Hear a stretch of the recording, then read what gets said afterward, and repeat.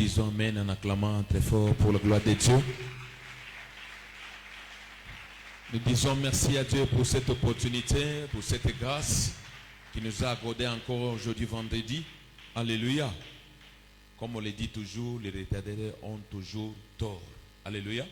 Alors nous voulons profiter de partie et matière. Amen. Nous voulons donner tout le temps à notre papa pour qu'il nous parle. Et puis, comme aujourd'hui c'est le vendredi, j'aimerais que vraiment compris beaucoup. Est-ce que tu peux te tenir debout en saluant quelques frères, quelques sœurs dans la maison de ton père? Fais-le avec joie, fais-le avec joie. Parce que tu es dans la maison de ton papa. Fais-le avec joie, fais-le avec joie. Fais-le avec joie.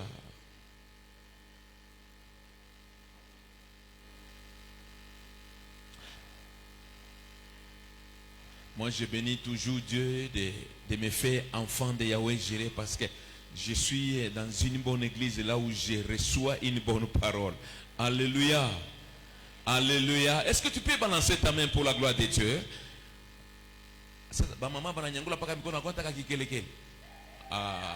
Il faut qu'on tout l'ombe. Ok, mes amis musiciens, déplacez-vous. Déplacez-vous, soyez ici.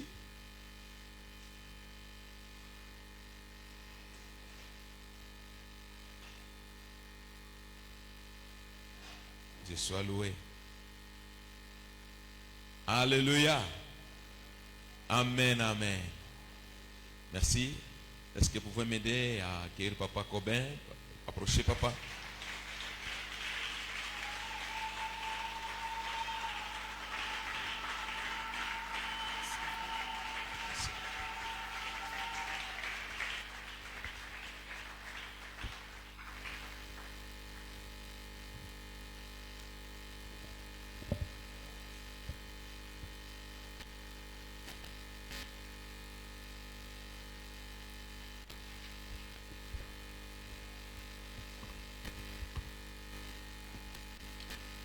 Nous allons prier.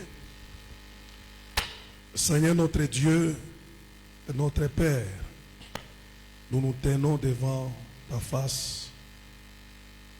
Nous implorons ta grâce et ta miséricorde. Seigneur, nous ne pouvons absolument rien, mais notre capacité nous vient de toi. Accepte de nous utiliser comme un instrument et que par nous, ô Dieu, que tu touches ton peuple, que tu les bénisses, que tu les établisses dans leur autorité. Nous sanctifions ces temps par la prière et nous élevons l'étendard de la croix. Nous proclamons ta Seigneurie dans le nom de Jésus-Christ.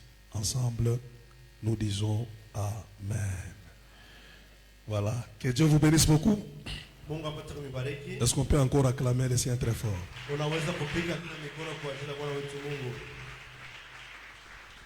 Nous avons le privilège de commencer à temps.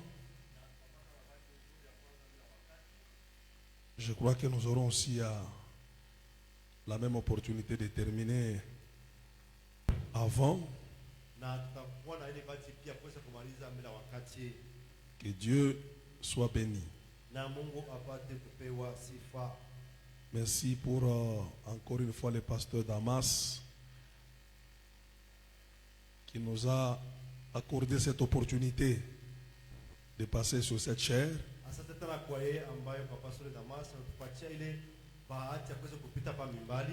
Et je suis très content de revoir le visage de papa Marcel. Ça fait longtemps vraiment. Et à vous tous qui êtes là ce soir, si vous pouvez vous saluer les uns les autres,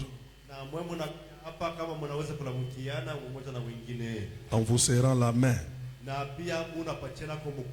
et en vous souhaitant toutes les bonnes choses. Que Dieu soit béni.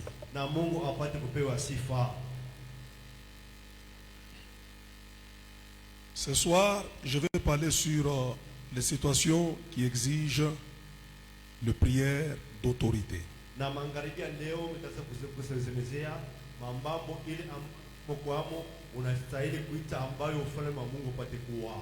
Les situations qui exigent les prières de domination, imposer la domination, imposer l'autorité, imposer les règnes de Dieu. Tutasemezea kwa ajili ya mama wewe utaweza kuita ambaye kuitiisha ile na kuya mamlaka ya Mungu. Aidez mon interprète avec un bon son parce que je poursuis la compréhension. Je disais qu'on t'aide avec un bon son ou un bon micro.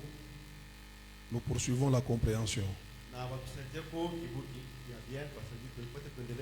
Alors, prenez vos Bibles, nous sommes dans le livre de Jacques, chapitre 5.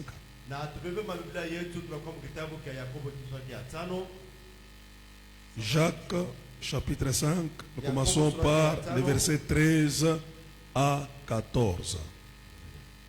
Jacques, chapitre 5, 13 à 14.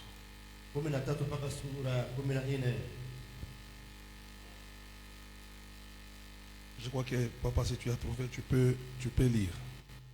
Jacques 5, 13 à 14. Jacques chapitre 5, verset 13 à 14, nous lisons au nom puissant de Jésus Nazareth.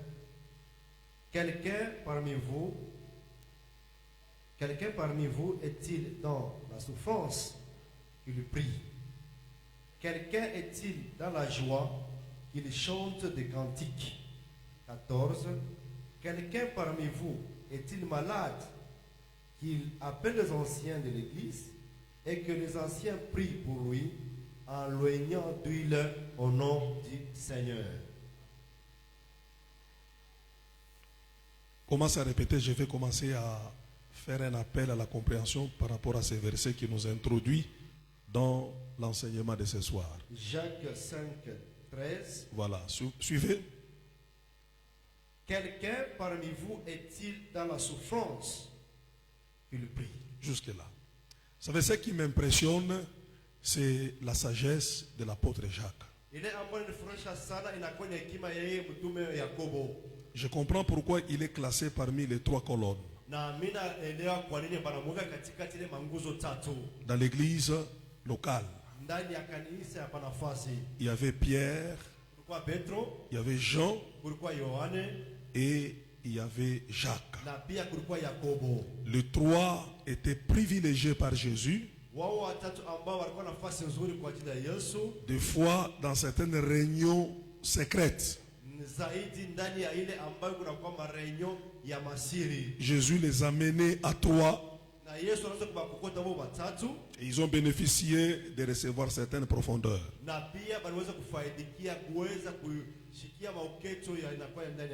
Et c'est là où j'ai compris que Jacques aussi a reçu quelque chose de particulier de Dieu.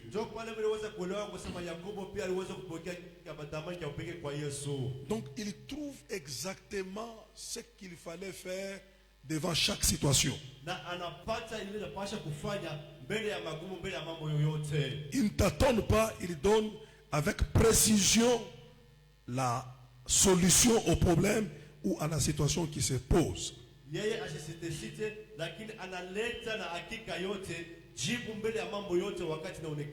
dit si quelqu'un souffre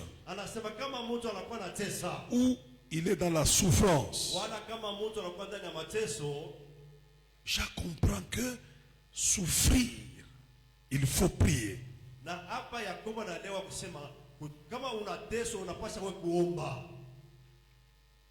Quelle précision, quelle maîtrise. Si quelqu'un parmi vous souffre, qu'il prie.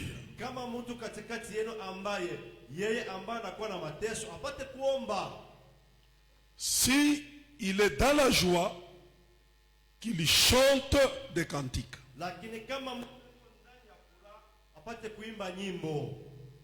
Mais si parmi vous il y a un malade,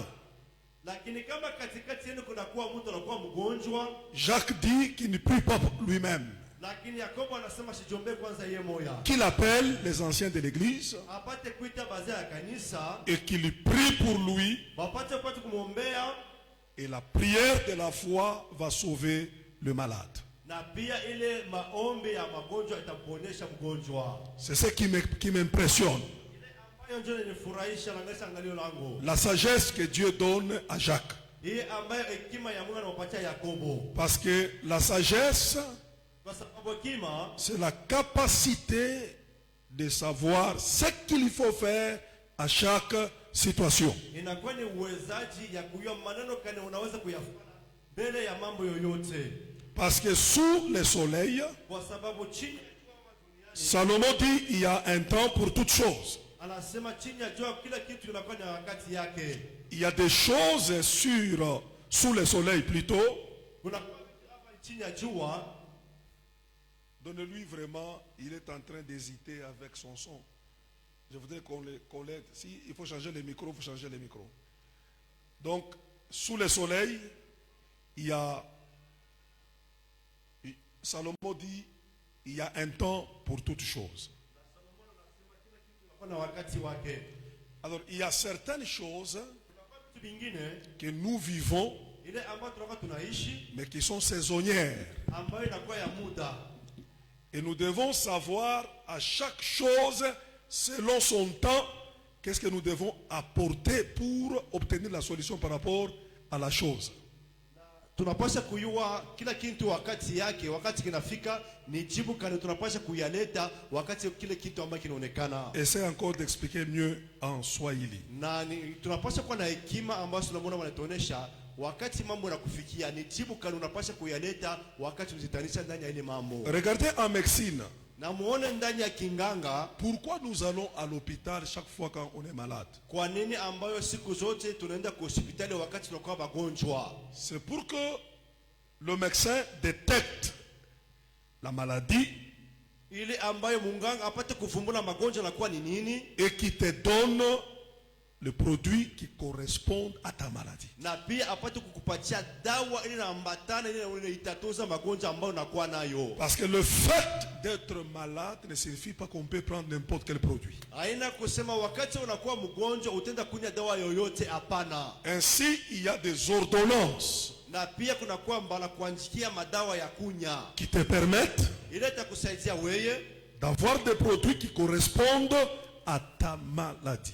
upate kuya na ile madawa inaambatana na ile malaria ambayo unakuwa nayo. Et cette réalité doit être appliquée dans l'église. Na pia ile mambo vile inakuwa inafanyika kinganga, tunapaswa pia kuyabeba, kuyafuatilisha, kuyatenda pia ndani ya Bien kanisa. sûr aussi dans le domaine de la prière. Na pia kuyatenda ndani ya mambo inaangalia maombi. Ce n'est pas n'importe quelle situation où tu peux l'attribuer n'importe quelle prière. Haina kusema mambo yoyote unaweza kuyakabula wala kuomba mamombi yoyote, hapana. Des fois, il y a des prières hors sujet.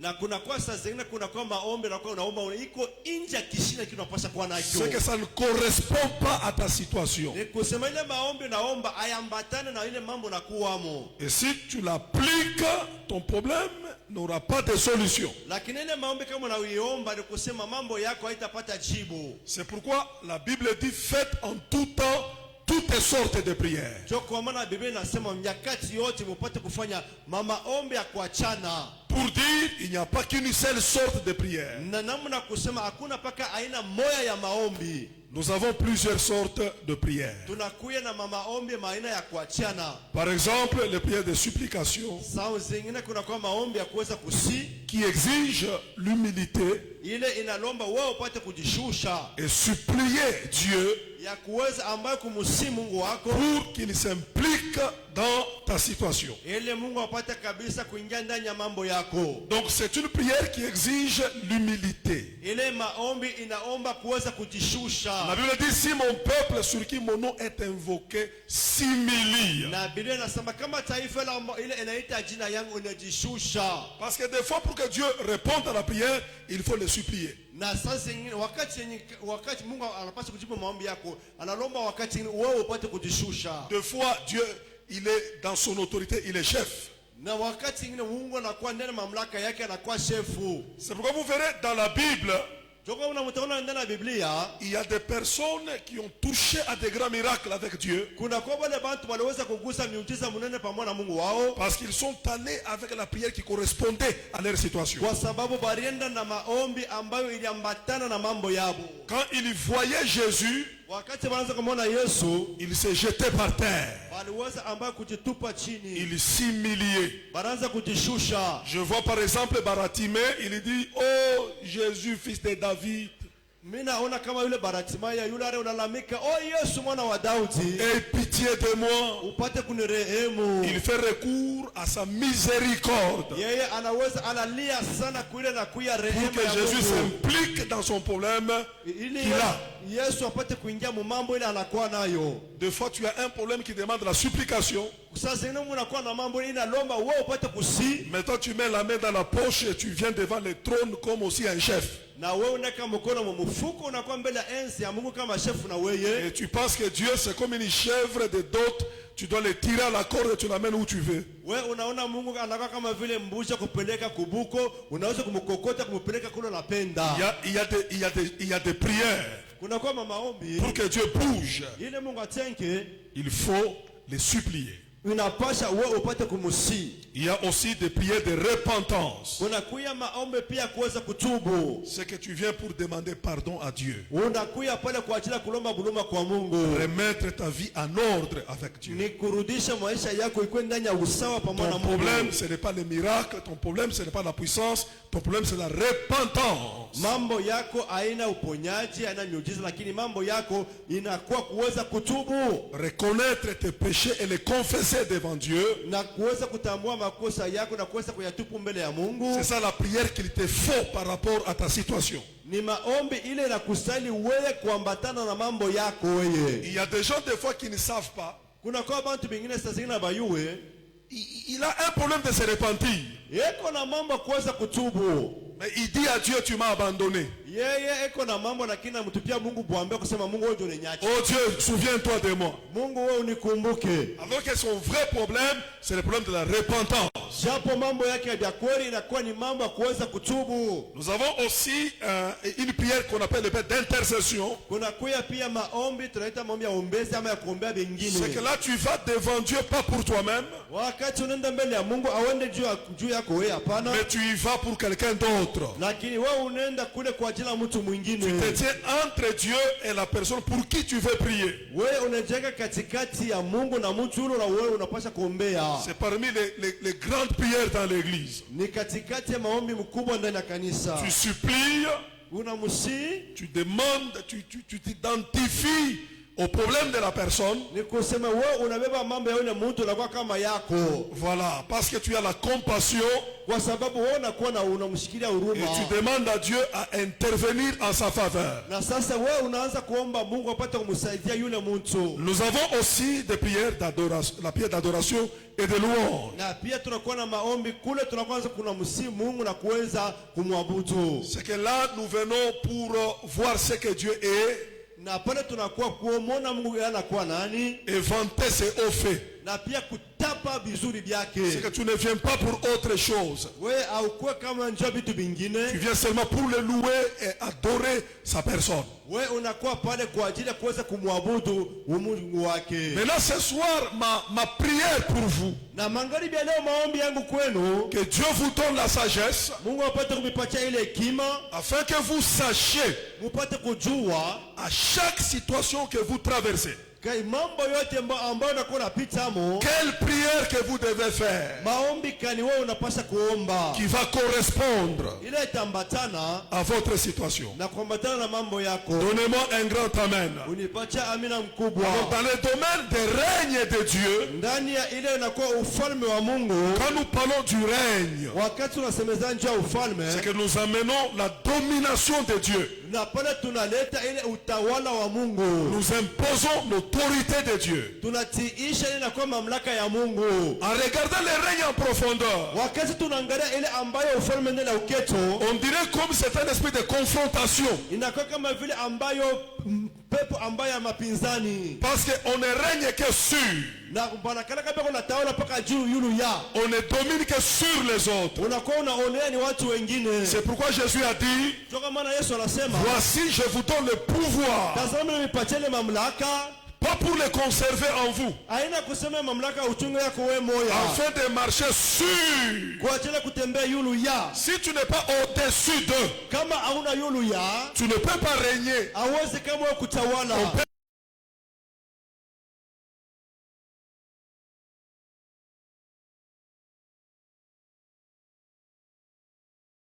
fulani. Mais en régnant, Lakini mkutawala tu dois mettre dans ta tête unapaswa kuweka mkichwa chako des autres pouvoirs. ni kusema wewe unaweka kiti chako ama enzi yako yule mamlaka ingine. C'est pourquoi les pouvoirs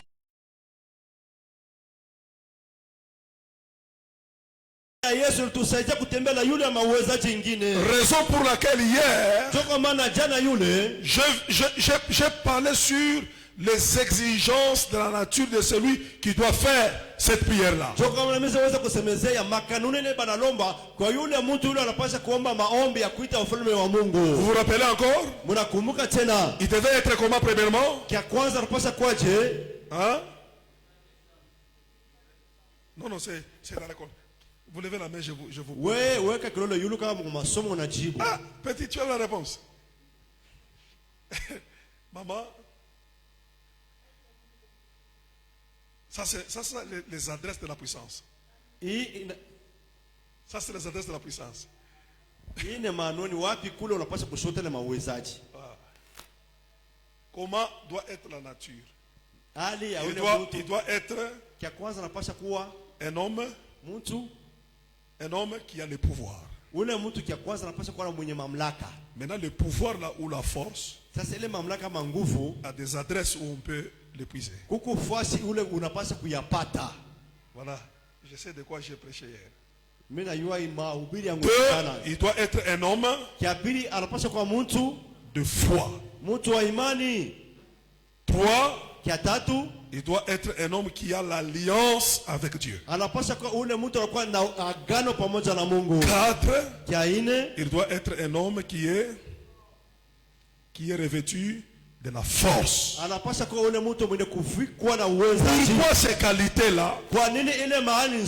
Parce que réclamer le règne de Dieu, c'est imposer la domination de Dieu. Ne peut pas imposer la domination si toi-même tu es faible. Alors ce soir nous parlons sur les situations qui exigent le prière de la domination ou d'autorité. Je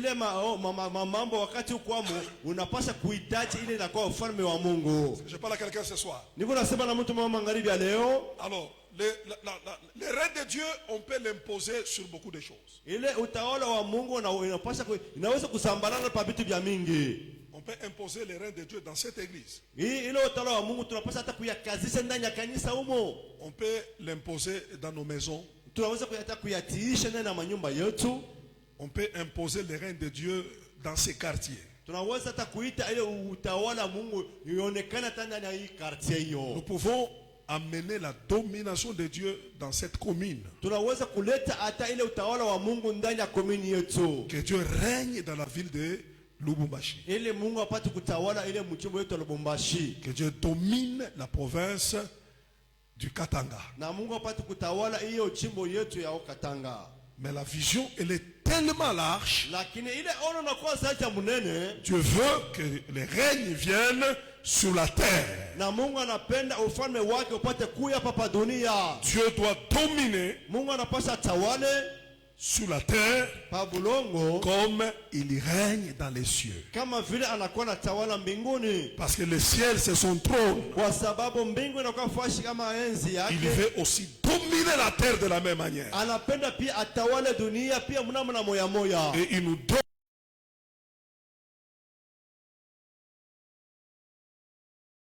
ce soir, moi je voudrais parler sur les situations parce que je voudrais que ces règnes soient premièrement installés sur ta vie.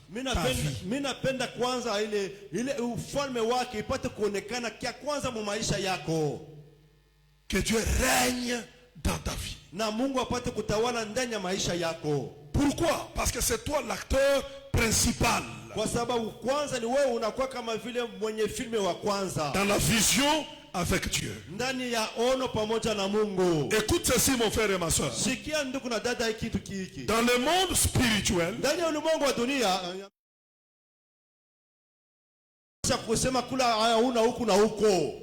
c'est qu'il n'y a ni Dieu ni Satan. Haina ile kusema hii bulongo ya katikati kule, haina ngambo ya Mungu ngambo ya shetani haikalake iko. Il n'y a ni puissance de Dieu ni puissance du diable. Ka bulongo kala kusema kama uko hapo hauna na uwezo ya Mungu wala ya shetani. Ça n'existe pas. Ile bulongo haikalake hapo ya katikati. Si toi l'homme, l'acteur principal, tu n'as pas le règne de Dieu sur ta vie, Dieu ne règne pas en toi ou sur toi totalement, il te sera difficile d'imposer ses règnes dans ton environnement. Kama wewe mtu kama unakuwa Mkristo, hauna pale kama mwanzishi ya kuweza ufalme wa Mungu upate kuonekana. Mungu asiwezi kushuka pafashi yako na kutenda.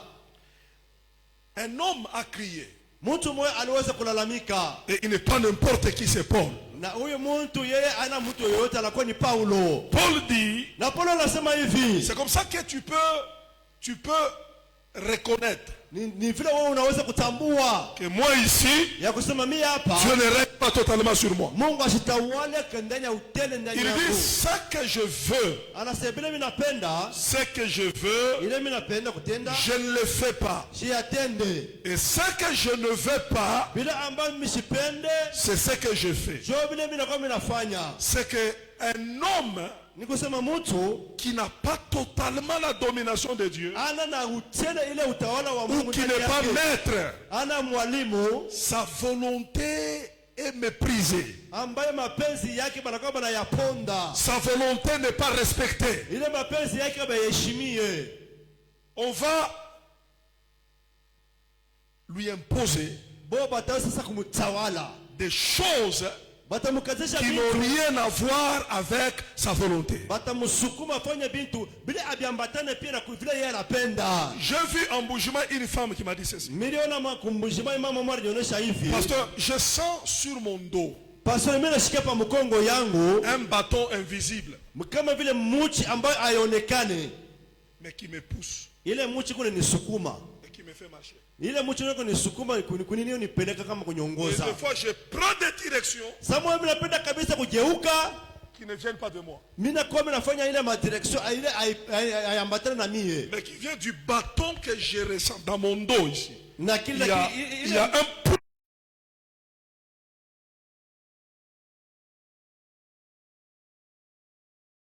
sukuma inakuwa inanyongoza. Et vous pouvez me voir sur la route en train de marcher.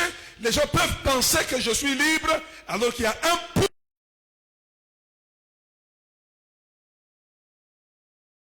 Bantu bananyona kama ni kuru lakini kumukongo kuku kimuchikona ni sukuma kinabara kana kuna nyongoza. Et des fois, il y a des gens qui entendent des voix d'autoritaire. Kuna kwa samoya bantu bengine banakuwa banashikile masauti ya mamlaka. Lève-toi, Lamuka, marche, tembea, sors, toka, bois. kunya. Une fille m'a dit comme ça. Na mtu wanasema hivi. Voix qui m'a dit, une fille de... Elle reste encore chez elle à la maison, chez ses parents. Mais une voix vers le soir qui lui dit, lave-toi, porte une mini-jupe, sors dehors. Et la fille commence à partir. Et puis, la voix lui dit, entre dans cette boîte de nuit. Elle ne comprend pas pourquoi elle est présente à la boîte de nuit. Parce qu'elle entend une voix d'autorité qui la pousse à faire ce qu'elle ne veut pas faire. Yule binti anashika tu sauti ya kusema toka munyumba nawa vala kashipi kafupi wende hapa ingia mubar anatishutukia yena ingia haiko mafasi ile ashikupende kwa sababu alisikia sauti ya mamlaka na mfalme inamsukuma fanya vitu bila shikupende. Et ce jour-là, Na kwanza ile siku pour la première fois, mara ya kwanza elle est dans un bar anajitanisha ndani ya bar en train de boire. eko na kunya Et puis la voix lui dit, na sauti inamuonesha je t'envoie un homme. niko na kutumia sasa kiana. Et un homme est venu mystérieusement. Na kiana mwana kwa anafika pale kwa ghafla kama buloji. Il a commencé à payer la boisson pour cette fille-là. Na ule muntu anaanza kumujia ule mwanambinti mpombe. Et ils sont allés dormir. Na kisha banenda kulala. Et après quelques temps, Na kisha wakati moya la fille avait le sida. na yule binti anapata ukimwi.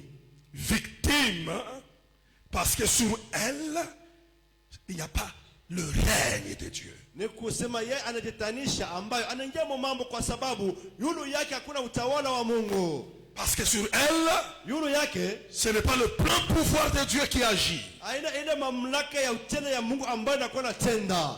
Pourquoi je donne ce message? Kwa nini mimi nakuwa ninaleta hii ujumbe?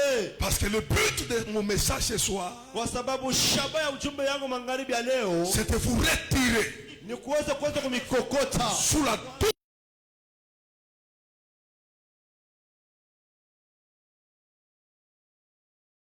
règne de Dieu, na kuweza kumweka chini ili na kwa mamlaka ya Mungu, afin que vous viviez la volonté de Dieu. ili mpate kuishi ili na kwa mapenzi ya Mungu. Jésus a dit, dites notre Père qui est aux cieux, Na Yesu anasema mseme Baba yetu aliye juu que ton mbinguni, nom soit sanctifié, jina lako litakasike, que ton règne vienne, ufalme wako uje, viens dominer sur nous, kuya ututawale, viens imposer ton autorité. kuya kututisha mamlaka C'est yako,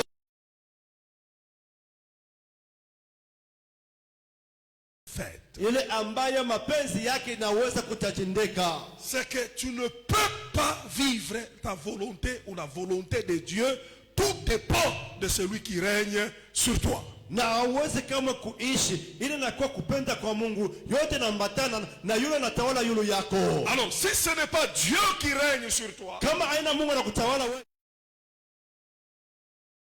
tawala wewe, parce qu'il n'y a que deux grandes puissances qui se tiraillent pour imposer leur domination sur la terre et sur les hommes. inakuwa ni paka na mawezo mbili ambayo inakombana kokotana kwa ajili ya kuweza kuonesha ile matawala wao ndani ya watu. Si ce n'est pas Dieu, c'est Satan. Kama aina Mungu anakuwa ni shetani. Si ce n'est pas le Saint-Esprit, c'est la puissance de la sorcellerie. Kama aina Roho Mtakatifu inakuwa ni uwezo wa buloji. Tu ne peux pas avoir une vie. Il n'y a ni Dieu ni Satan qui domine. Hawezi kuwa na maisha katikati kule wewe aina hata ni Mungu wala shetani anakuwa anakutawala ikalake ko. Alors j'aimerais te parler des situations Mimi napenda kuonesha ile mambo qui révèlent ou qui manifestent ile ambayo inaonesha que ta vie est sous la domination de Satan ya kusema maisha yako yanakuwa chini ya utawala wa shetani. et tu dois faire des prières qui réclament le règne de Dieu. Na unapasha kuomba ile maombi ambayo inakuhitaji upate kuhitaji ile ufalme wa Mungu. C'est que toi tu ne vas pas adorer.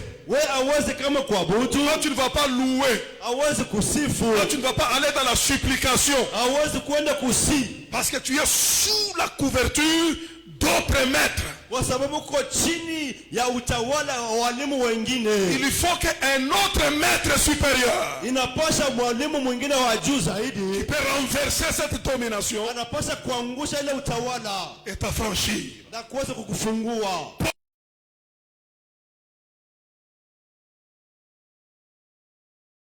Un maître qui me domine. Na Paulo anakuwa na lia, anasema maneno yale mnapenda kutendeshia atenda, inaonesha kusema kuna kuwa mwalimu mwingine wanamtawala. Je ne sais pas comment tu vis. Mishi yuo wewe unakuwa unaishi je? Il y a des gens qui ont une vie dans laquelle ce n'est pas eux. C'est quelqu'un d'autre qui agit à leur place. Kuna kuwa watu wengine mu maisha yabo aina bo ni mtu mwingine ambaye unakuwa unatenda pafashi yabo. Même la qualité de tes sommeils, Hata hali ya mabushingishi yako, même les sentiments qui t'animent, hata maanasa ambayo inakuwa ndani yako, même certaines colères que tu manifestes. hata samoya mabishilani mambo inakuwa vinakuonekania. C'est qu'en réalité, ton problème, c'est les règnes. Ni kusema mkweli mambo inakuwa ni kutawaliwa. C'est pourquoi j'aimerais aller rapidement pour que nous puissions avoir le temps de prier. Mimi napenda kwenda mbio tuko na wakati kuweza kuomba. Donnez-moi un grand amen. Unipatie amina kubwa. Alors, la première situation que j'ai sélectionnée. Na mambo ya kwanza ambayo mnaweza kuchakula, Vous voyez, quand vous remarquez dans votre vie, na mnaona kama unavumbura unaangalia na maisha yako, vous êtes trop humilié. we ambayo unapatishwa haya sana. Dans votre vie, on a toujours tendance à vous déshabiller. Na maisha yako wakati wote watu wanakuwa paka na nia kuweza kukupatisha haya. Il n'y a pas une certaine valeur qu'on accorde à ta personne. Hakuna hata kabei kama hata kaheshima kaloko banakupatia kwa wewe. Les gens ont toujours tendance à cracher sur toi, t'injurier, t'insulter. Et tout ce qu'on fait contre toi, l'objectif c'est de t'humilier. na baadhi yote watu wanapaswa kufanya kwa maisha yako mpaka kukuchambula, kukudharau, na shabaha yako yote ni kusema kukupatisha haya, kukushusha. Regardez le Jésus que nous adorons aujourd'hui. Na mtazama huyu Yesu ambaye tunamwabudu leo. Celui qui est notre Seigneur. Yeye anakuwa Bwana wetu. Savez-vous que c'est ce Jésus qu'on a pendu à la croix nue. Na mnaona ni huyu Yesu ambaye waliweza kumtunjika kwa msalaba bila mavazi. On l'a enlevé les habits devant les hommes. Na banamvula manguo mbele ya watu. On a arraché la barbe. Banaweza kumtukunya pia mandevu. On a craché sur lui. Banaweza kumtemea pia mate. C'est que on a hypothéqué tous les potentiels qu'il avait. La Bible dit les passants se moquaient de lui. Na Biblia inasema heshima yake yote banitosha, na bale ambayo bapita njia banaanza kumchekelea. Le royaume des ténèbres, quand ça débarque sur la vie d'une personne, c'est pour les dépouiller ou les montrer comme un homme sans valeur. Ile ufalme wa giza wakati anaingia mu maisha ya mtu ni kuweza kumuonekanisha huyu mtu, akusema huyu mtu hana na bei, kumupatisha haya. Une vie qu'on piétine. Une vie qu'on sabote.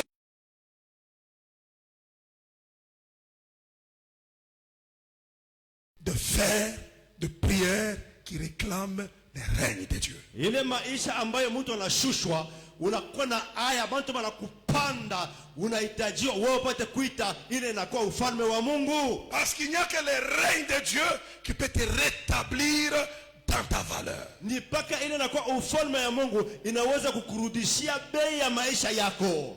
Jésus a crié à la croix. Na Yesu analalamika pale kwa msalaba. Il a dit mon Père,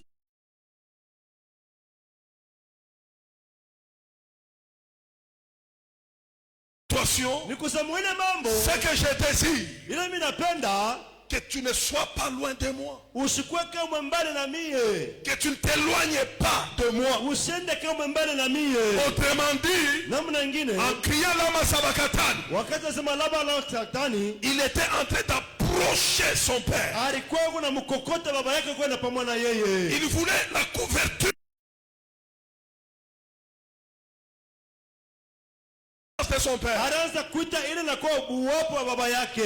mon frère et ma soeur, quand tu as une vie humiliée, parce qu'il y a des gens, leur vie est caractérisée par la honte. Aucun homme ne pourra t'habiller. L'esprit de honte, c'est un esprit très géant. Il n'y a aucun homme qui peut arrêter la honte de quelqu'un d'autre. Si tu veux être restauré, tu traverses une telle situation. La prière que tu dois faire, mon frère,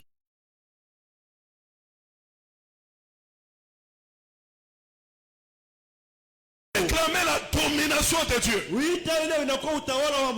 Parce que c'est Dieu. Dieu est comme un habit. Quand il vient, il va te couvrir. C'est pourquoi Adam et Ève, ils étaient créés nus. Ils n'avaient pas d'habit. Mais la Bible dit qu'ils n'avaient pas honte.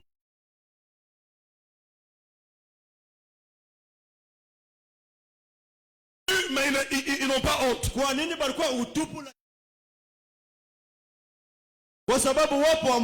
Les couvrir. Mais quand ils se sont déconnectés de Dieu, se sont éloignés de Dieu, la nudité est devenue un problème. Ça a créé la honte. Et la Bible dit, ils sont partis pour se cacher. Pourquoi? Parce que le véritable vêtement, c'était Dieu qui dominait sur eux. Quand Dieu n'était plus présent dans leur vie, ils ont commencé à se cacher. Si tu veux arrêter de se cacher dans ta vie, sasa waache kufuchama maisha yako à cause de l'humiliation, kwa ajili ya kuweza à kushushwa, cause de la honte, kwa ajili ya aya, à cause des crachats des hommes. kwa ajili ya vile watu wanakutemea mate. Je ne sais pas si tu as l'imagination de ce que je parle. Nishiwe kama unakuwa na picha vile mimi Nous vivons dans un monde tuko naishi mdunia où les hii. hommes peuvent te déshabiller, Bantu wanaweza kukutosha manguo. peuvent te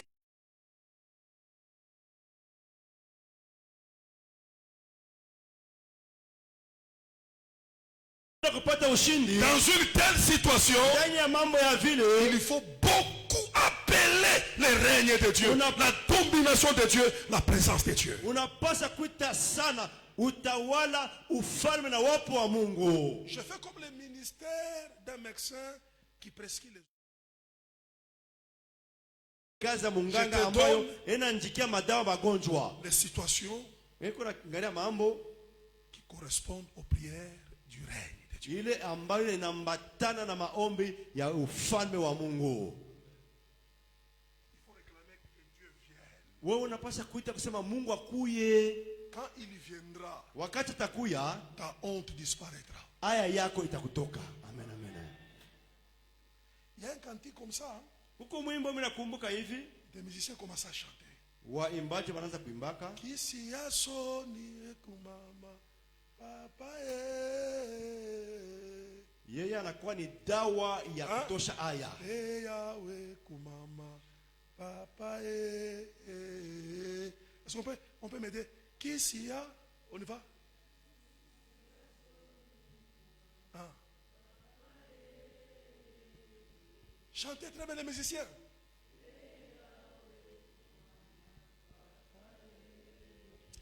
Répétez encore.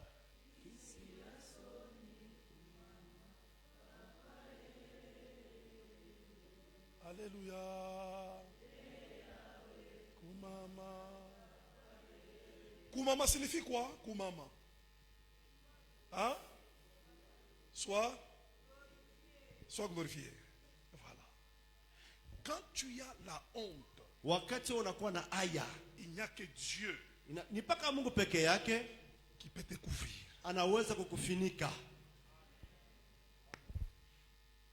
Les circonstances que tu traverses dans ta vie, ça peut être une série de hontes. Na maisha yako ambayo unakuwa unapitisha inakuwa ni maaya ambayo inakuwa siku yote ya maisha yako.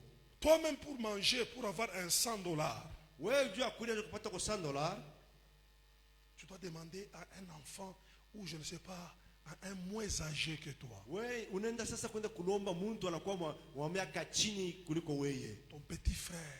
Anakuwa mloko yako wa mwisho. Ça commence à faire même honte de lui demander. Inaanza kupatia sasa hata na aya kuweza kulomba. Si tu vis une telle situation, Kama unakuwa naishi mambo ya hivi, faut pas chercher à adorer. wewe usitafute Faut pas chercher à kuabudu. supplier. Usitafute ambayo kuweza kusi. Réclame Ita le règne de Dieu. ile inakuya ufalme wa Mungu. Réclame Ita la domination de Dieu. mamlaka na utawala wa Mungu. Quand Dieu vient, Wakati Mungu anakuya, il arrête l'esprit d'esclavagisme. yeye anakuwa anashimamisha ile pepo ya utumwa.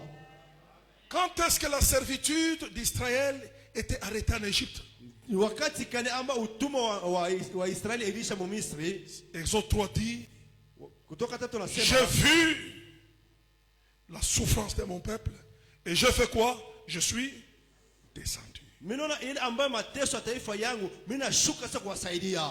C'est le règne de Dieu qui met fin à la servitude ou à l'esprit d'esclavagisme sur le peuple. Inakuwa ni utawala Mungu ambayo inashimamisha ile inakuwa utumwa mu maisha ya mtu ama taifa. Alors ce soir, je fais une déclaration. Mangani mimi napenda kusema hivi. Toutes les personnes Watu wote dont leur volonté n'est pas respectée, ile ambayo mapenzi yao heshimiwe, humiliés par les circonstances, wanashushwa kupitia mambo. ce soir, Magharibi ya leo que le règne de Dieu descende sur vous. ufalme wa Mungu upate kumshukia. C'est votre amen qui me décourage. Ni ameni yako ni Si tu me donnes un bon amen, que Dieu commence à régner amen, amen, je reçois. et que la honte appartient à ton histoire maintenant. Amen, amen. Hallelujah. Praise God. Deuxième situation, Mambo ya pili, c'est quand l'ordre de Dieu est renversé dans ta vie. Ni wakati ile usawa vile Mungu bintu alipanga lakini binageuka mu maisha yako. Répétons encore. Ni wakati vile Mungu alipanga bintu lakini binapinduka. Tu sais, tu interprètes très bien, répète encore. Wak Il est en train de bien interpréter. J'ai aimé, même moi-même en suivant, j'ai eu du goût dans ce qu'il prêche. Amen, amen. Je suis en train de préparer une onction de la délivrance. Mimi natayarisha ile mafuta ya kuweza kufungula watu. Ah oui, parce qu'il y a quelque chose qui doit te lâcher. Kuko kitu ambayo kinapaswa kukutoka wewe kikuache. Tu ne m'as pas donné un bon amen. Au unipatie amena mzuri. Répète ça en Swahili, mon frère. Unipatie amena mzuri ya mafuta. Répète ça que tu disais en Swahili. J'aimerais entendre ça en Swahili. Quand l'ordre de Dieu est renversé. Wakati vile Mungu bintu anapenda, alibipanga mzuri bifanike vile. Lakini binageuka unaanza kuishi kinyume na maneno. Il y a des choses dans la vie que Dieu a prévues. Kuko bintu mu maisha bila Mungu alitayarisha bifanshike. Normalement, bipate kutendeka kwa usawa. Que ça doit se passer comme ça. Bitafanyika hivi, hivi, hivi, hivi et comme ça. Na hivi. Mais quand tu constates, sasa kama unangarishisha, on dirait comme l'ordre établi de Dieu est renversé. Unaona kama vile balabala vile Mungu alitayarisha alipasula lakini anageuka. Tu commences à vivre le contraire. Unaanza kuishi kinyume ya maneno. Vous savez, un jour c'est Gédéon qui a dit, mais si Dieu était avec nous, pourquoi ces choses nous arrivent? Gideoni aliweza kusema kama ni Mungu yuko pamoja na sisi lakini kwa nini maneno tufikia? Autrement dit, nous vivons le contraire de ce qu'on nous avait raconté par nos pères. Na namna ngine kusema tunakuwa tunaishi kinyume ya maneno vile baba yetu waliweza kutuoneshaka. L'ordre de la prophétie, de la promesse, de la parole de Dieu ou de la Bible n'est plus respecté dans ta vie. Na unaona vile malako unabii vile Mungu anataka maisha yako lakini heshimiwe ndani ya maisha yako. Quand tu vois que c'est renversé, unaona kama binapinduka, c'est le plus respecté. Abiheshimiwe. Quand tu regardes, ukiangalia, toi-même tu te dis non, non, non, non, non, non, non, non, non, non, ce n'est pas comme ça qu'on s'est convenu. Na unasema pana haina hivi tulisikilizanaka hapana hapana. Même quand j'étais païen, ce n'est pas ce que j'étais en train de vivre. Hata wakati nilikuwa mpagano, sikuweza kuishi maneno. On dirait que on a renversé l'ordre. Mnamna nyingine ambayo banakuwa banageuza usawa ya bintu. Il faut réclamer le règne de Dieu. Unapaswa kuomba utawala wa Mungu. Alors je vais vous donner un seul ordre. Mimi nipatia usawa moja que vous devez veiller et commencer à réclamer le règne de Dieu. Ile unapaswa kuangalizisha na kuangalia wakati unapaswa kuomba ile ufalme wa mbinguni. C'est quel ordre s'agit-il? Na inakuwa ni usawa gani? Quand vous voyez, wakati unaona les choses terminent toujours mal. Na unaona bintu binaanza mzuri lakini pia unaenda kuisha paka mubaya. Ça commence bien. Bintu binaanza mzuri mais ça se termine toujours mal. Lakini bintu bikuonesha paka mubaya.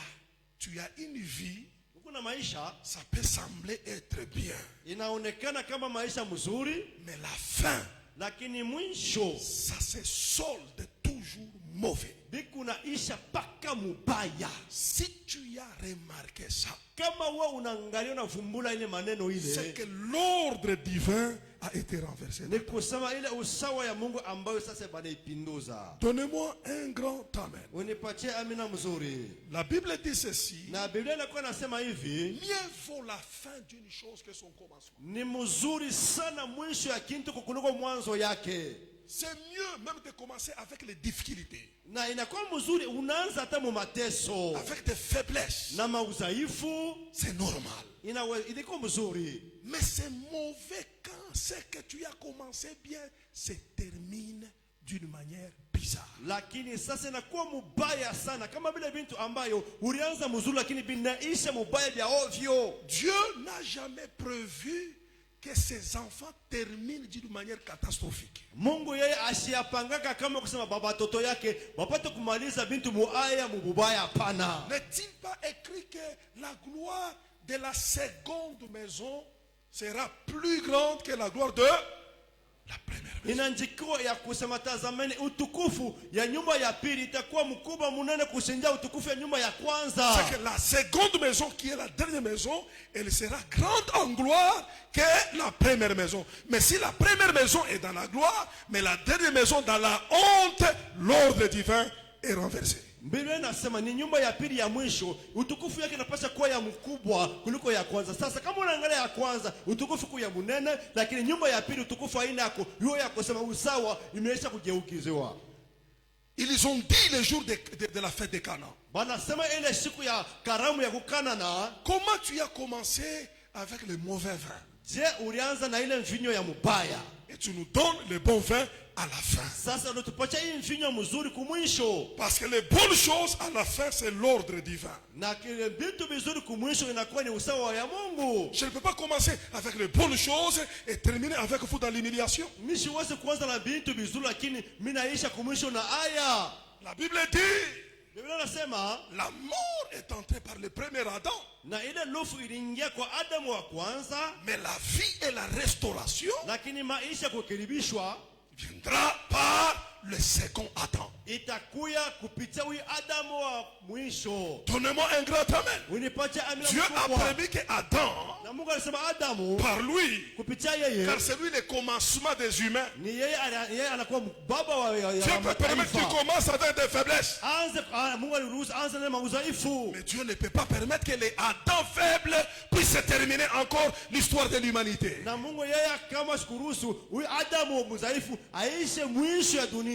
C'est pourquoi Jésus, Ndio kwa maana Yesu il n'est pas le deuxième Adam, il est le dernier Adam. ashina Adamu wa pili, lakini anakuwa Adamu wa pili pia wa Parce que mwisho. l'ordre divin Kwa sababu usawa wa mbingu peut tolérer que les choses commencent faiblement, inaweza kuruhusu vitu vianze udhaifu, mais ça ne doit pas mal se terminer. kama haviwezi kama kumaliza mubaya. Quand vous lisez Ésaïe 53, Wakati mnasoma Isaya 53, on parle de la mission messianique de Jésus. beko nasema kazi ya Mesia ya Yesu. Il est venu comme une faible plante. Anakuwa kama yule mti dhaifu. Il n'avait pas de beauté pour attirer notre regard. Asikuwe na buzuri wewe upate kumwangalia. On l'avait humilié. Walimshusha. C'est que sa naissance Uzalika kwake commençait faiblement. ilionekana ilianza kama dhaifu. Il est né dans une crèche. Anazalika ndani ya Il kisangala. n'a même pas eu l'endroit où on pouvait le mettre au monde. Ashikukuta nafasi panapaswa kumuzalia. Dieu peut accepter que le commencement soit comme ça. Mungu alipenda ambayo mwanzo yangu. Mais la fin de Jésus, Lakini misho ya ce Yesu. n'est plus un Jésus sur qui on peut cracher. Aina ile Yesu wale kumtembea Quand mate. il est ressuscité, Wakati alifufuka. la Bible dit, Biblia nasema il a reçu un nom alipokea qui jina. a été souverainement élevé Alikuwa nyanyuliwa et zaidi qui est juu. placé au-dessus de tous les noms. Anaiweka yule majina yote. En son nom, Mjina lake. tout genou fléchit Yote yote na et toutes les langues confessent qu'il est Seigneur. na kila ulimi na kutangaza yeye anakuwa ni Bwana. Il commence comme une faible plante, Anaanza kama ile mti dhaifu. mais il termine comme un Seigneur. Lakini anamaliza kama Bwana. Ce soir, Magharibi ya si leo. tu as constaté Kama unaangalia na que vumbula. tu commences bien les affaires, Unaanza ndio biashara mzuri. mais ça commence à chuter, Lakini binaanza c'est que kuanguka. l'ordre divin est renversé. Ni kusawasawa wa Mungu na La pinduka. prière qui correspond à cette situation, Maombi na mbatana na ile mambo. c'est réclamer le règne de Dieu. Ita ufalme wa Mungu. Parce que ça veut dire tout simplement, Ni kusema tu sur ce que tu fais, vile unafanya il y a d'autres maîtres kuna kwa walimu wengine qui dominent wanatawala et qui veulent changer l'ordre divin. wanapenda kubadilisha ile usawa wa mbingu. Le fiançailles commence toujours bien, Mafiasa inaanza mzuri, mais ça se solde toujours d'une manière honteuse. lakini bikunaisha paka muali ya aya. Il y a des gens, quand vous les avez vus il y a longtemps là, c'était des personnes qui avaient l'argent, mais aujourd'hui quand vous regardez, vous ne comprenez pas si c'est lui ou c'est quelqu'un d'autre. Kuna kama watu wengine kama unamwangalia zamani alikuwa mtu wa makute kuna ngala, lakini leo kama unapitana nayo huko unajiuliza ni yeye au wala ni mpundu wake. Comment les choses se terminent toujours d'une manière bizarre? Kwa nini mbintu binakuwa bikunaisha paka muwali ya mubaya? Si tu es dans une telle situation, Kama unajitanisha ndani ya mambo ya ile, voici les prières qu'il faut faire. ona maombi ile unapaswa ufanye. Prière d'autorité, Ile maombi ya mamlaka. prière qui réclame la domination. Ile maombi naomba ile ambayo utawala. Et tu verras que l'ordre sera restauré. Na utaona ambayo ile usawa itarudia kama kumwanzo. Si tu me donnes un bon amen, Ukinipacha amina mzuri, tu commenceras petit. utaanza chini tu termineras grand. lakini utamaliza mkubwa. Si tu te donnes un bon amen, Kaone pacha amina mzuri, tu vas commencer avec $100. utaanza na $100 Tu vas terminer avec $100 000. lakini utamaliza na $100,000. Parce qu'avec Dieu, pamoja na Mungu c'est de gloire en gloire, de victoire en victoire, de dimension en dimension. hatua kwa hatua zaidi. Quelqu'un peut crier amen très fort. Sema amina mwana nguvu. Il y a trop de situations qu'on donne même 2 et puis on prie. Hein? N'est-ce pas ça? Parce qu'on ne saura pas tout étaler. Hatutaiweza kusema maneno Si yote on ne termine pas kama tumalize leo, l'année prochaine, mwaka kesho, à la même époque, mpaka wakati moya moya, je reviendrai pour continuer. mitakuja kuendelesha. Acclamez Dieu très fort. Amen, amen.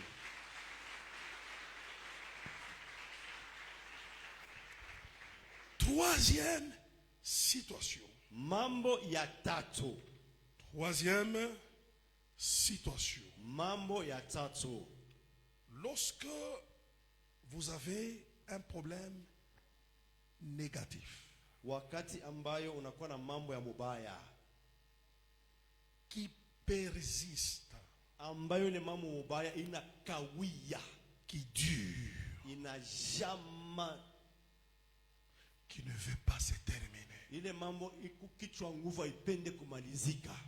On ne peut pas avoir, comment je peux dire, je peux parler comme ça. On ne peut pas avoir quelque chose qui dure, qui est solide, si la chose n'est pas posée sur un fondement solide. Na hauwezi kuwa na kitu ambacho kinakuwa kinakawia akipende kutoka kama akina na msingi ya nguvu. C'est-à-dire, ni kusema quand vous avez une résistance farouche, na unaona ambako unakuwa bukomvi bwa nguvu, il y a problème et problème. Hein? kuko mambo na mambo, tu pries comme si tu ne pries pas. Unaomba sa uombe. On dirait comme si tu cognes dans un mur. Inakuwa kama vile unakuwa unapiga mkibumbashi. Et puis tu commences à te décourager. Na sasa unaanza kuchoka. C'est que ton problème, hein, ni kusema mambo yako a un fondement solide qui les soutient. Inakwenda karia pa msingi moja ambayo inakwenda ishimamisha hayo. C'est que derrière ton problème, il doit y avoir des maîtres. Ni kusema kumkongo mambo yako na kwa walimu ama watu que tu n'as pas l'idée de leur taille. Lakini baada watu wale mapepo au yoba wanakuwa kibabu bunene kani. C'est pourquoi vous voyez dans la Bible, vous trouvez une femme malade pendant 12 ans. Munatanisha mama mmoja anakuwa mgonjwa miaka 12. Une année, 2 ans. Mwaka ya kwanza, ya pili, ya tano, miaka 5, 11 ans. 12 ans de maladie. Eko paka mgonjwa. Cette maladie ni kusema malari a un géant terrible derrière. Inakuwa na bingwa inakuwa kule kumkongo. Dans la Bible, ndani ya Biblia, vous trouvez une femme mnatanisha mama moya qui a un problème ena mambo de dos courbé mkongo sha kukunjama pendant 18 ans. Miaka 18. 18 ans de problème. Douleur dans le dos pendant 18 ans. Magonjwa ama mkongo na umesha kukunjama miaka 18. C'est que derrière ni kusema ce mkongo dos-là, il y a une autre domination qui soutient cette position-là. Na kumkongo ene mama kuna kwa utawala ambao unashimamisha ile mshimamo. La Bible nous parle d'un homme qui est malade pendant 38 ans. Na Biblia inatuonesha mambo ya mtu anakuwa mgonjwa miaka 38. Ça c'est toute une vie de maladie. Hii inakuwa ni maisha mzima mtu anakuwa mgonjwa. Quand est-ce que tu vas vivre? Quand est-ce que tu vas te marier? Quand est-ce que tu vas travailler?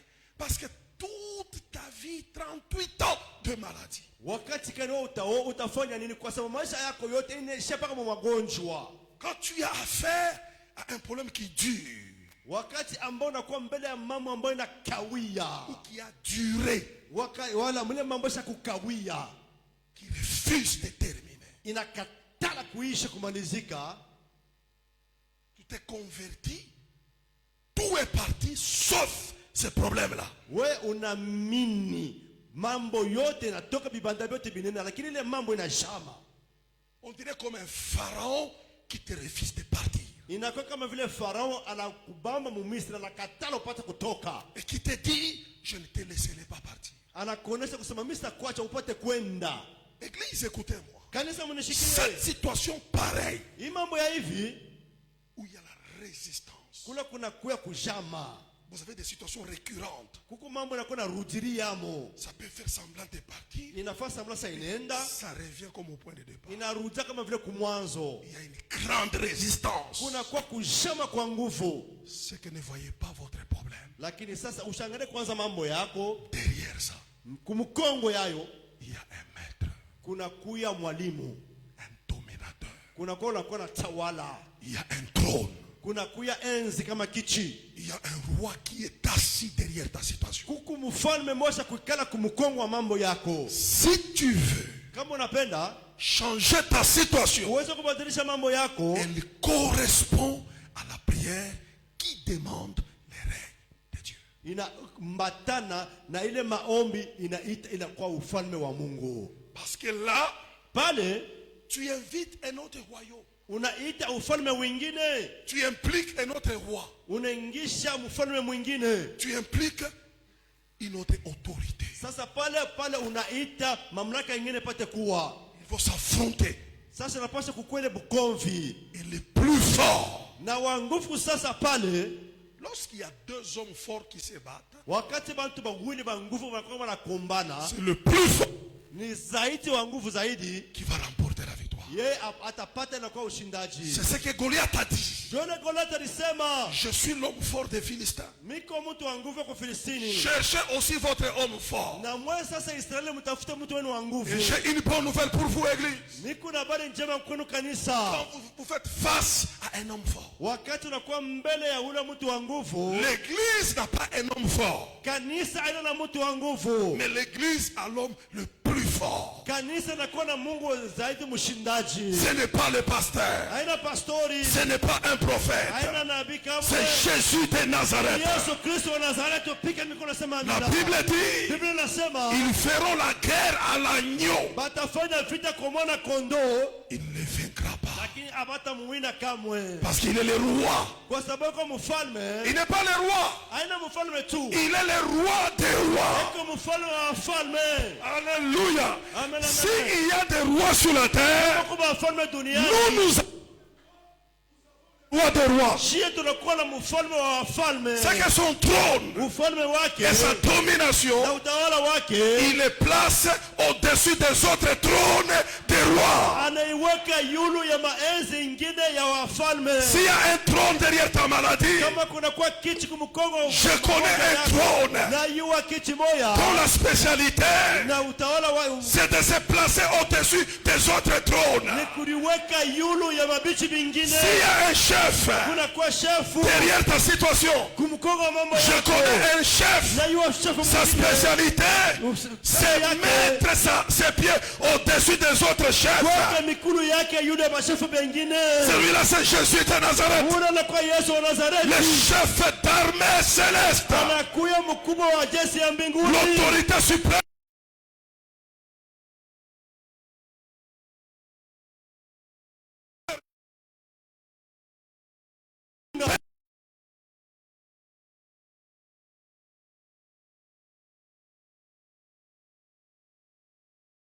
M'a été donné dans les ciels et sur la terre. Pia duniani. Je sais, Mina yuwa. Satan Satani. a le pouvoir sur la terre. Il a le pouvoir au Bel-Air, mais il n'a pas le pouvoir dans les cieux. Dans les cieux, Mbinguni. un seul a le pouvoir. Ni mbingu nakuwa na Sur uwezo. la terre, Kwa dunia. il a encore le pouvoir. Pia nakuwa na mamlaka. Jésus de Nazareth, Yesu wa Nazareti. il est celui Ni yeye yule. qui peut arrêter Anaweza kusimamisha les choses qui ont duré dans ta vie. vitu ambavyo vilikuwa mu maisha yako. Donnez-moi un grand amen. Unipatie mina mzuri. Je connais quelqu'un Najua mtu qui peut arrêter le Je connais quelqu'un qui peut faire écrouler les géants Goliath de ta vie. C'est lui la pierre de ta vie. C'est lui la pierre de ta vie. Quand on les lâche, quelle que soit la taille, la Bible dit, tout pouvoir fléchira devant Jésus de Nazareth. Je ne prêche pas un prophète. Je ne prêche pas un apôtre. Je ne prêche pas une église. Je prêche Jésus. Jésus de Nazareth. Il est écrit, si le Fils de Dieu t'a franchi, le Fils de Dieu, celui qui est né par une vierge, le Fils de Dieu, celui qui a été jugé par Ponce Pilate, le Fils de Dieu, celui qu'on a crucifié à la croix, le Fils de Dieu, celui qui est ressuscité le troisième jour, le jour de sa résurrection. Les hommes allaient à la tombe. Ils avaient qu'une seule question. Nous avons vu comment on a bétonné sa tombe. Qui va nous rouler la pierre? Qui va enlever la pierre pour qu'on le voie? Quand ils sont arrivés, ils ont trouvé que la pierre, le béton, a été roulé, a été enlevé. Pas pour que Jésus ressuscite, parce que la résurrection a une puissance suprême. La pierre a été roulée, pas pour la résurrection de Jésus, mais pour que les hommes constatent il n'est plus dans la tombe, il est sorti. C'est que Jésus était sorti de la tombe, même quand la pierre était encore là. Donnez-moi un grand amen. Je te prêche un Jésus qui ne connaît pas l'opposition. La Bible dit, j'agirai, qui s'y opposera? Il faut réclamer son règne. On se tient debout avec le bikunduri là. Bikunduri là.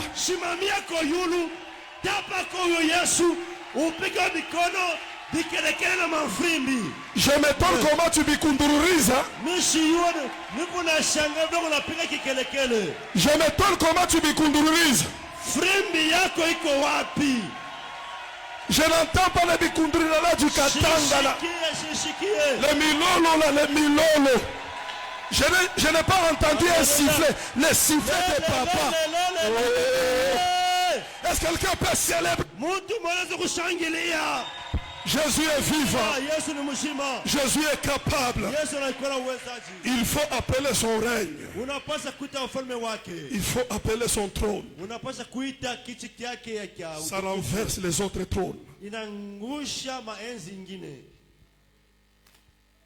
Ah my God. Quel est cet homme de Jésus?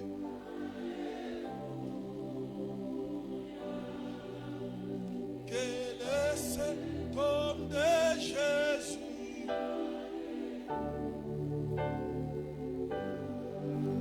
Quel est cet homme de Jésus?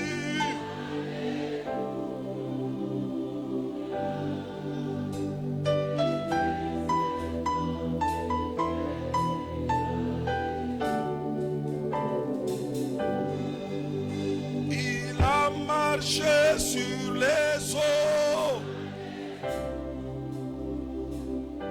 Alléluia.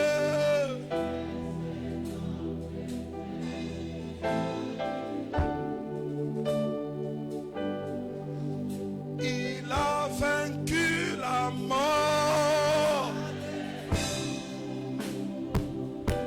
Alléluia. De Jésus.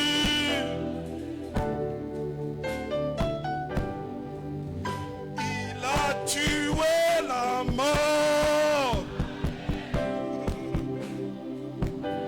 Alléluia. De Jésus, de Jésus, de Jésus. Oh, alléluia, alléluia. Amen.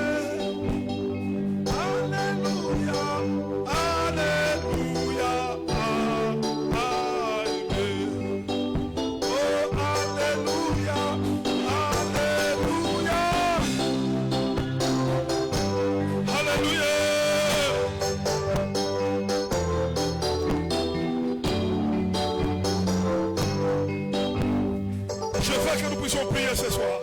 Nous allons faire que 2 prières. Et ta vie va changer. Nous allons faire que 2 prières. Et ta situation va changer. Si tu crois, donne-moi un grand amen. Alors lève ta main maintenant pendant ce temps, ta main droite.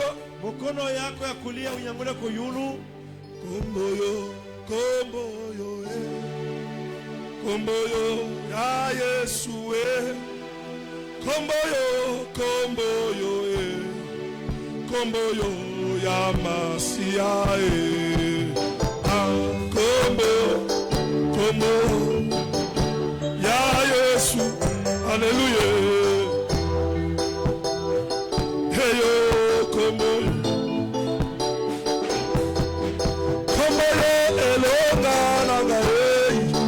Komboyo bikamwananga, komboyo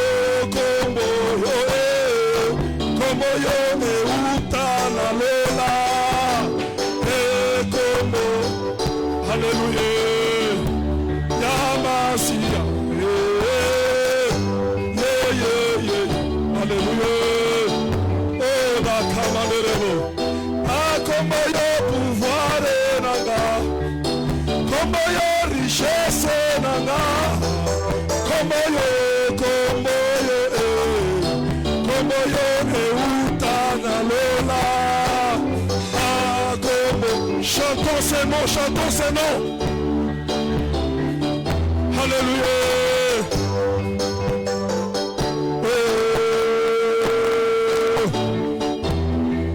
Komboyo avocat nangai, komboyo salaire nanga, komboyo eutana lela, kombo, hallelujah, ya Yesu, hallelujah. Tu es présent, tu es présent.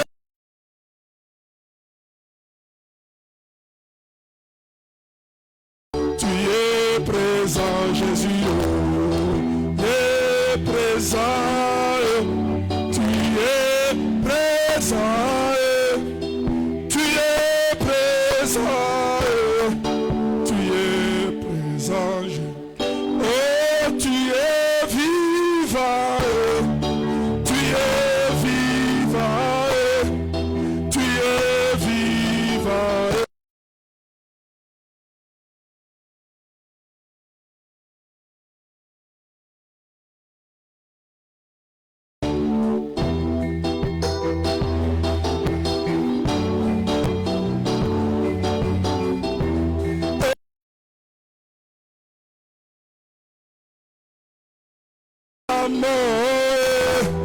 Nous t'acclamons.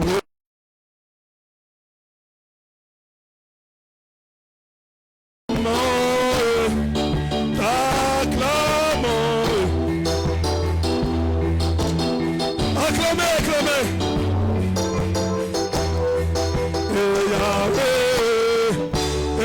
Yahweh nanga yekumame. Yahweh nanga yekumame.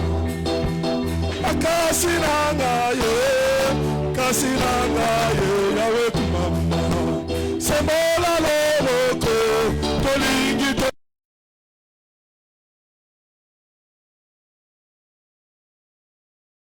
Yahweh nanga yo kumame. Yahweh ikala kala. Nilimuita Bwana, Bwana wangu alinisikia, unyache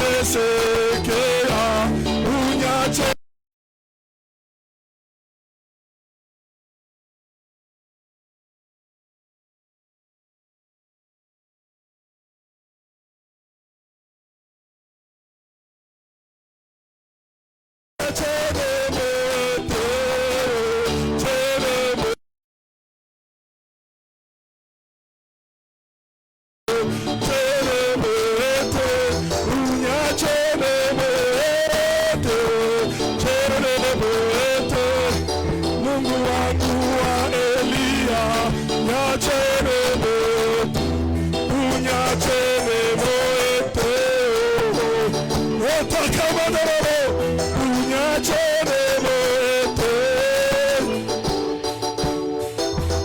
uyangu magonjwa, nyachene moto, uyangu mavita, bikele kele, bikele kele, bikele kele, bikele kele.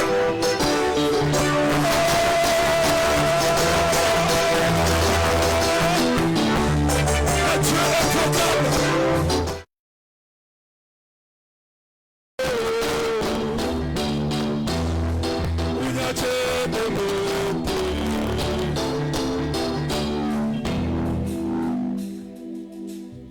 Écoutez, est-ce que vous pouvez donner à mon Jésus un peu de bicondri là, exagéré là?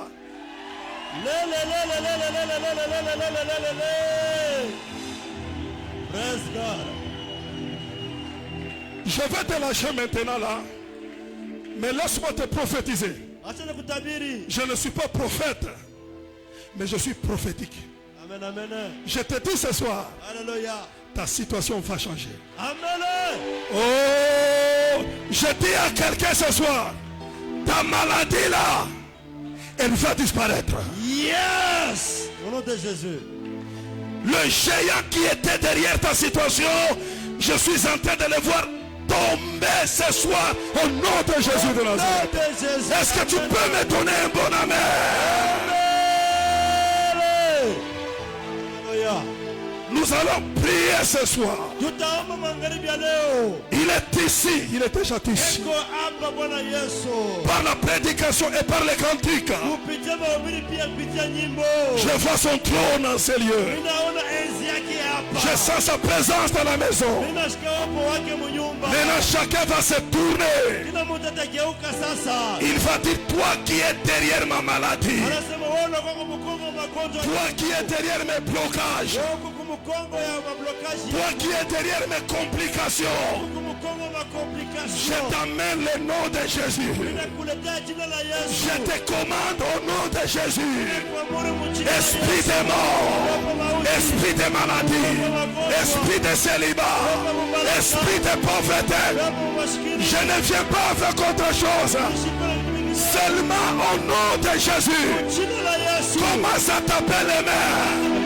Donne l'ordre. Dans le nom de Jésus. Donne l'ordre. Et proclame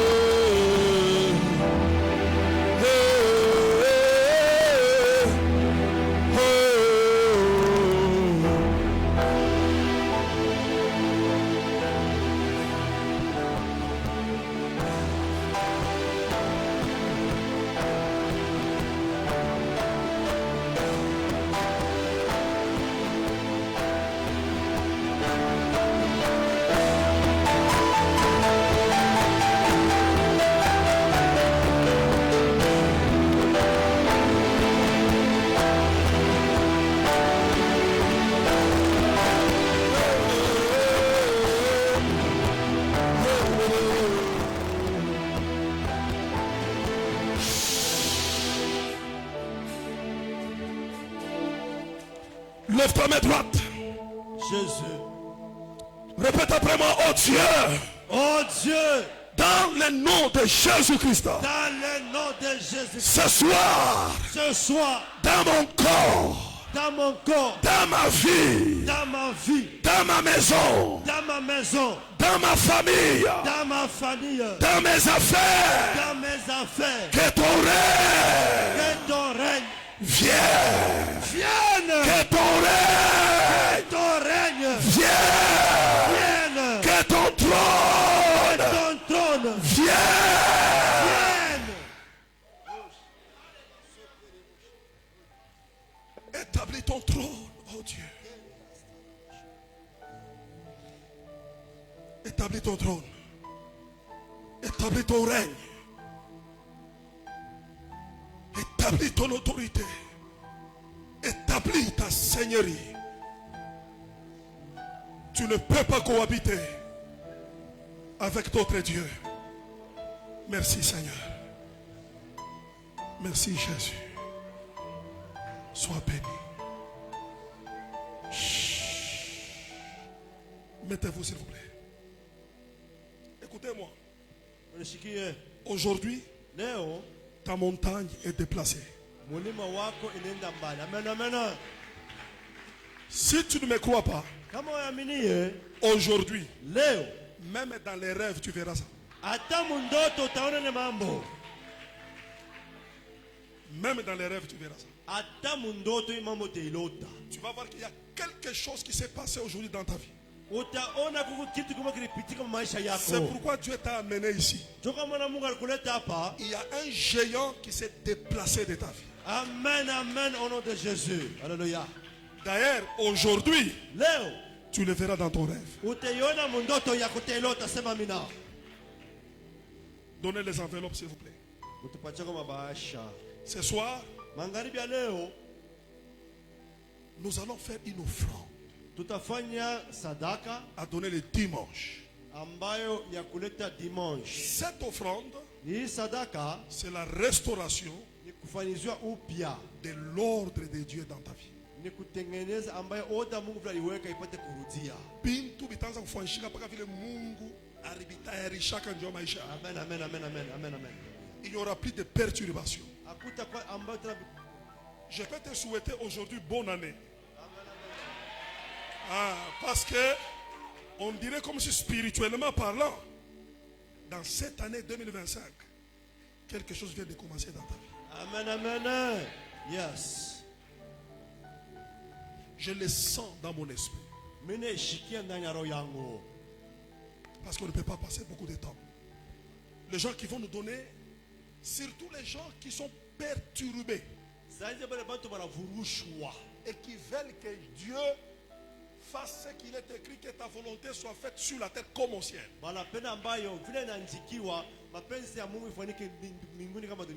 Le dimanche, tu vas bâtir un hôtel ici avec un $100. Tiens-toi debout et viens prendre l'enveloppe. Et rapidement, pendant que je sens que l'onction de la royauté est en train de bouillonner en moi. Maman, que l'ordre de Dieu soit rétabli dans ta vie. Que l'ordre soit rétabli. Amen, amen, amen, amen. Papa, qu'est-ce que l'ordre, comme ça devait se faire sur la terre, comme ça se fait au ciel, que cet ordre soit rétabli. Mon fils à moi, ça fait très longtemps.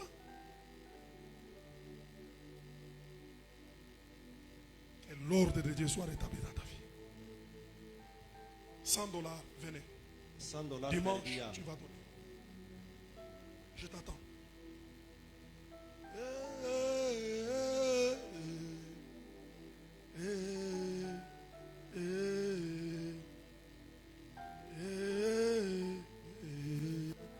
Je sens quelque chose, maman. Que Dieu remette l'ordre dans ta vie, dans ta maison. La bénédiction, c'est quoi? C'est ce qui sort de la bouche.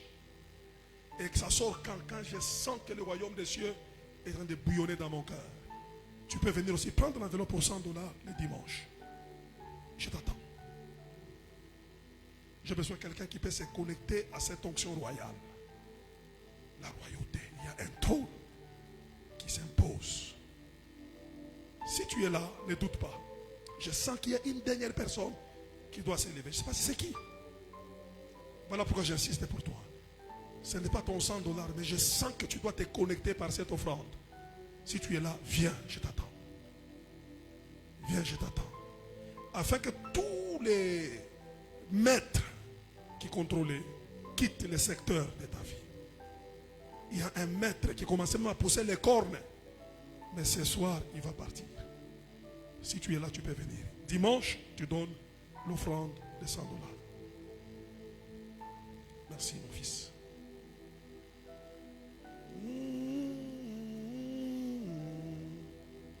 $50. Et Dieu des esprits, esprit de prophète, le Dieu des esprits, esprit de... Maman, Dieu te bénisse beaucoup. $50, $20, venez te connecter. Cours.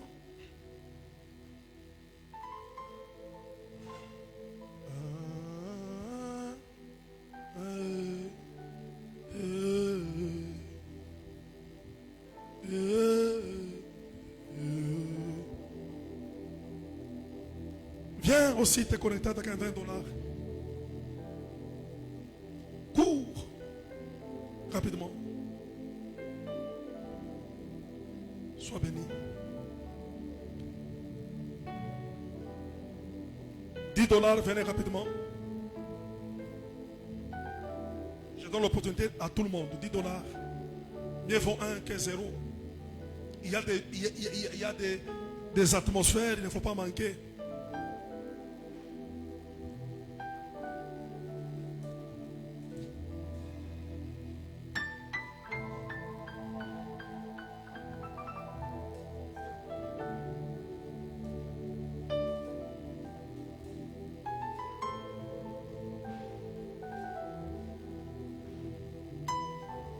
Si tu peux donner $10, $5, tu peux venir rapidement, que Dieu te bénisse. Je donne l'opportunité à tout le monde de se connecter. Même $5, tu peux. $5 c'est combien? En francs. C'est combien? 28 000 francs. Tu as 20 000 francs, tu as 10 000 francs, tu as 5 000 francs. Viens te connecter. Tu ne sais pas spirituellement ce que tu fais. Même 10 000, même 20 000 francs, tu peux venir. Même 2 500 francs, tu peux venir.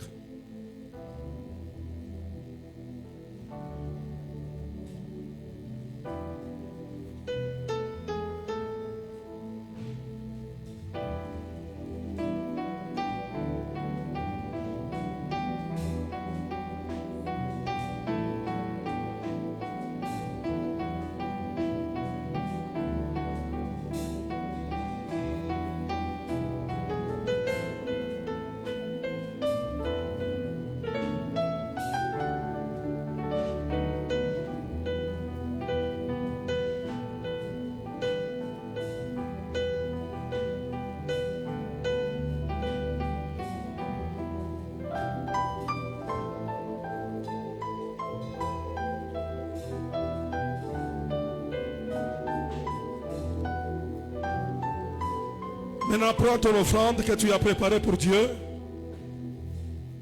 Tout ce que tu as amené pour Dieu aujourd'hui.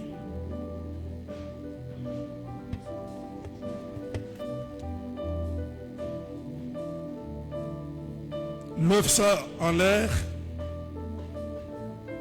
Répète après moi, Seigneur Jésus. Je n'entends pas très fort. Seigneur Jésus, merci pour ton règne dans ma vie. Merci pour la restauration de ton autorité dans ma vie. Tiens-toi debout maintenant. Viens donner ton offrande.